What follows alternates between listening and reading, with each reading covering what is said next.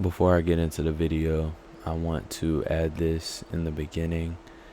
I build PCs, custom PCs. So if anybody wants a custom PC built, I can work with you, and I work with all budgets. So hit me up on my Instagram. I'll leave it in the description. You never notice competitive gaming burnout when it starts. Nobody wakes up one morning and says, I hate this game now. It happens slowly. At first you're obsessed. You're staying up late watching guides. You're tweaking settings for half an hour. You're studying movement tech, recoil patterns, map rotations, and ability combos. You start thinking about ranked games while you're laying in bed trying to sleep. You queue one more match because you swear this game is finally the one where everything clicks. And for a while, it feels amazing. Winning feels electric. Ranking up feels addictive. You might feel yourself improving, getting sharper, faster, smarter. Every little improvement feels earned. Competitive games hit something deep in people. The feeling of mastery, the feeling of proving yourself. But eventually something changes. You stop playing because you're excited. You start playing because you feel obligated.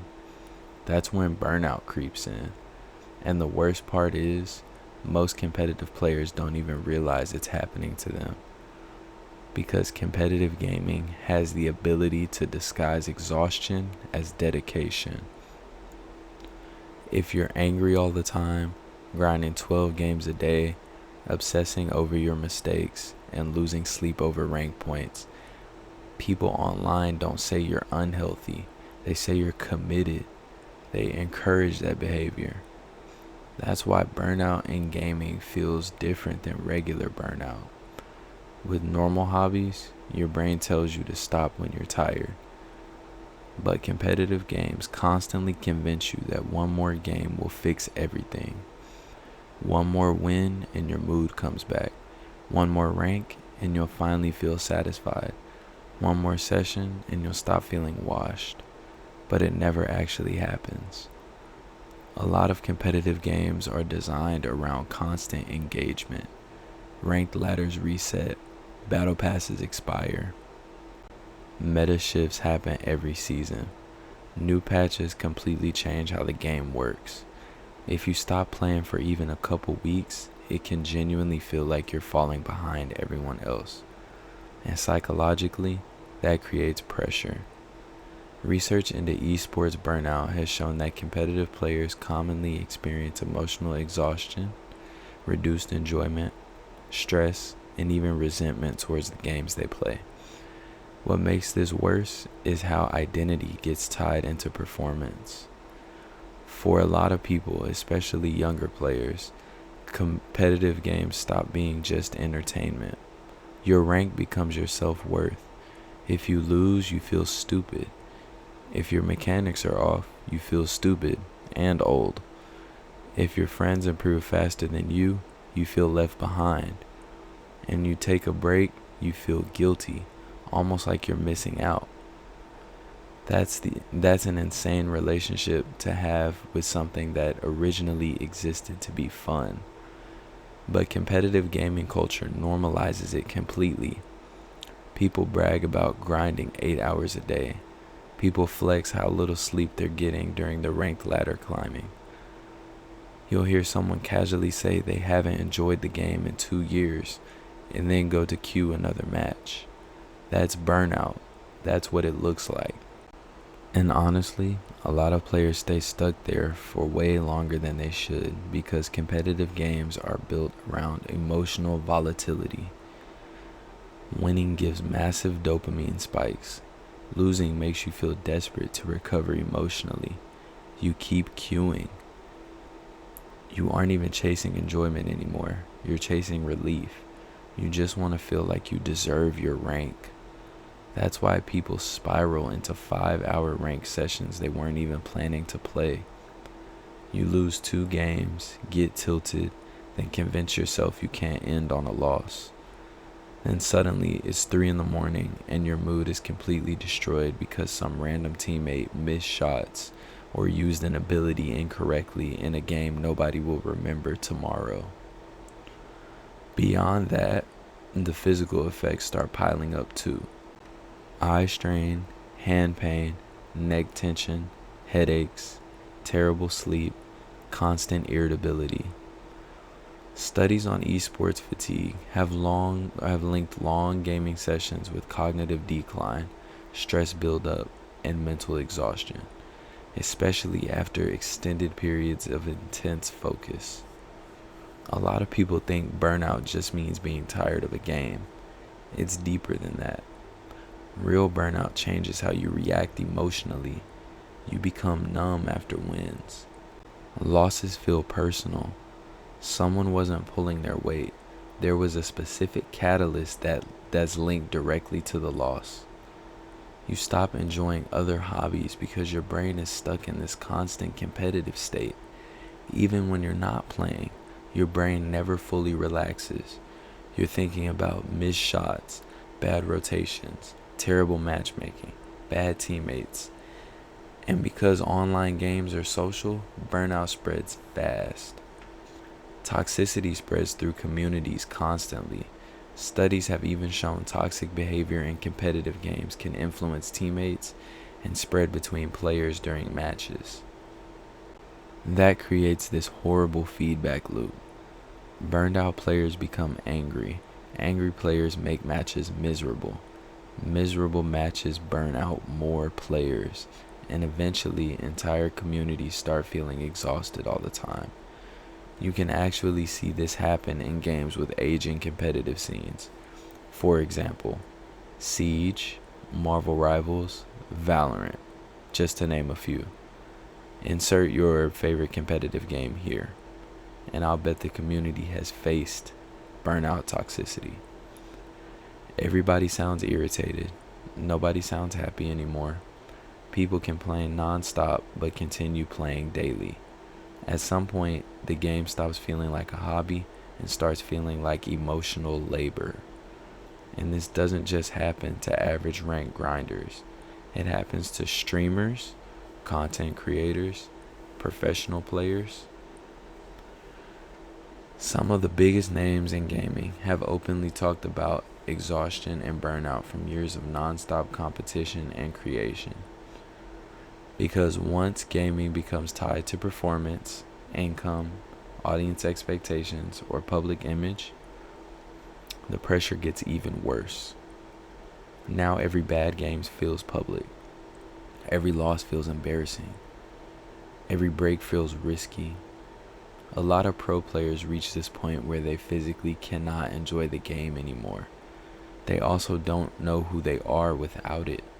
Their identity is tied to their performance in the game they've built their career around. That's brutal. Especially because gaming is supposed to be an escape. And honestly, one of the saddest parts about burnout is how it slowly kills the original feeling that made you love gaming in the first place. Think about when you were younger. You probably didn't care about optimization. You didn't care about hidden MMR. You didn't care about perfect sensitivity settings or tier lists. You just played because it was exciting. You laughed at dumb moments. You explored maps. You messed around with your friends. Now a lot of people load into games already stressed before the match even starts. That's not passion anymore. That's anxiety.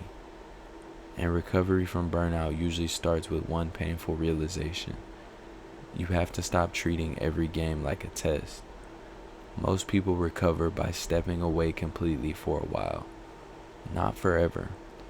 Just long enough for their brain to disconnect gaming from pressure.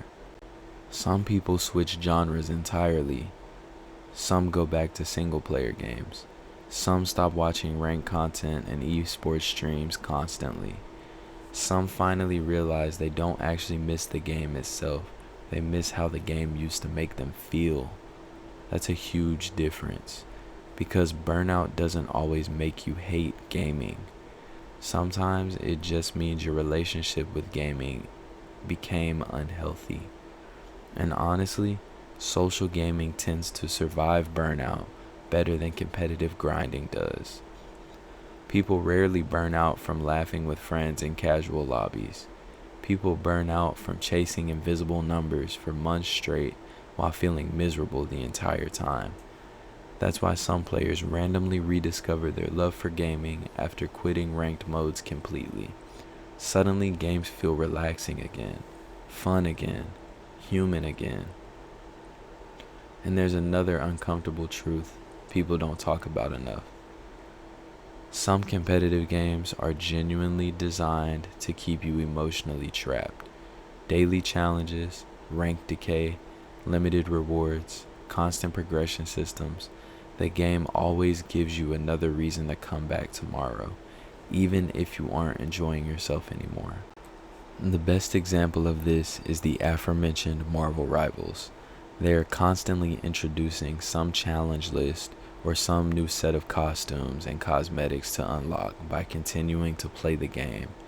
That's why Burnout can feel so confusing. You'll sit there exhausted, angry, emotionally drained, and somehow still feel the urge to queue again. Not because you're having fun, because your brain got conditioned into chasing the cycle. And breaking that cycle feels weird at first. You almost feel empty. A lot of players say taking a break from competitive gaming makes normal life feel slower for a while. Your brain has been overstimulated for months or years. Everything else feels quieter. But eventually, something starts happening. You'll sleep better. Your mood stabilizes. You stop carrying that invisible stress all day. And then one day, you boot up a game again and realize something. You're smiling. Not because you ranked up, not because you gained points, not because you finally hit some meaningless milestone. You're simply smiling because competitive games actually feel fun again.